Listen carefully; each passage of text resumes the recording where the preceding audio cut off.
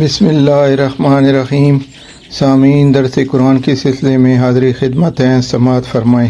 اعوذ باللہ من الشیطان الرجیم، بسم اللہ الرحمن الرحیم۔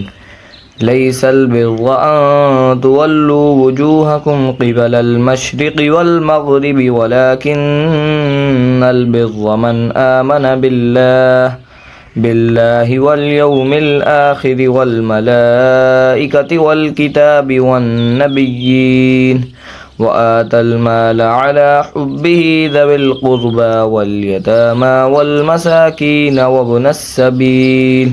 وابن السبيل والسائلين وفي الرقاب وأقام الصلاة وآتى الزكاة والموفون بعهدهم إذا عاهدوا والصابرين في البأساء والضراء وحين البأس اولئک الذین صدقوا واولئک هم المتقون۔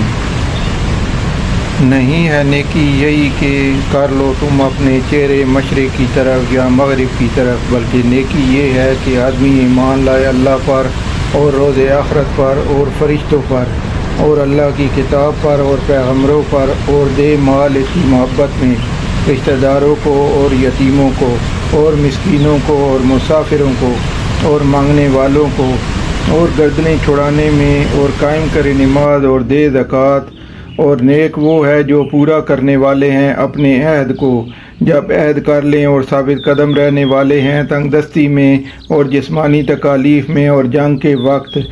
یہی لوگ ہیں راست باز اور یہی لوگ ہیں متقی۔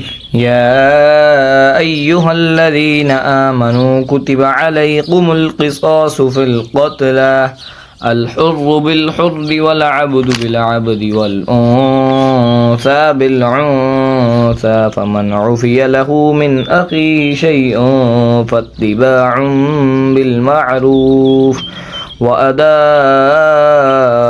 الیہ بإحسان ذلك تخفیف من ربکم ورحمہ فمن اعتدى بعد ذلك فله عذاب علیم۔ اے ایمان والو، فرض کر دیا گیا ہے تم پر قصاص لینا مقتولوں کا، قتل کیا جائے آزاد بدلے میں آزاد کے، اور غلام بدلے میں غلام کے، اور عورت بدلے میں عورت کی۔ سو وہ شخص جس کو معاف کر دیا جائے اس کے بھائی کی طرف سے قصاص میں سے کچھ تو لازم ہے اس پر پیروی کرنا معروف طریقے کی، اور ادا کرنا مقتول کے ورثاء کو احسن طریقے سے۔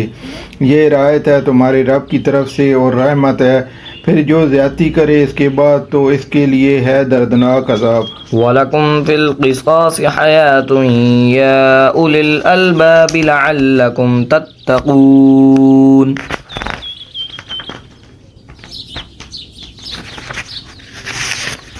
اور تمہارے لیے قصاص کے حکم میں زندگی ہے اور عقل والو، تاکہ تم بچے رہو خون ریزی سے۔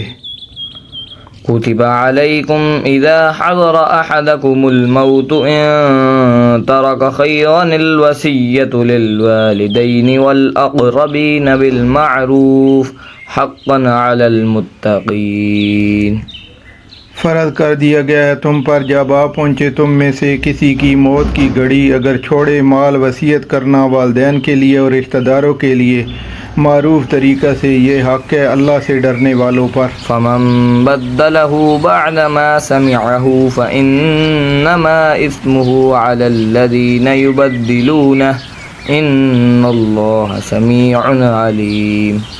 پھر جو کوئی بدلے وصیت کو اسے سننے کے بعد تو بس اس کا گناہ ان لوگوں پر ہے جو اسے بدلیں گے، بے شک اللہ ہر بات سننے والا سب کچھ جاننے والا ہے۔ فمن خاف من موص جنفا او اثما فاصلح بینہم فلا اثم علیہ ان اللہ غفور رحیم۔ پھر اگر کسی کو اندیشہ ہو وصیت کرنے والے کی طرف سے حق تلفی یا کسی گناہ کا اور وہ صلح کرا دے ان کے درمیان تو کوئی گناہ نہیں اس پر، بے شک اللہ بہت معاف فرمانے والا اور رحم کرنے والا ہے۔ صدق اللہ العظیم۔ جزاک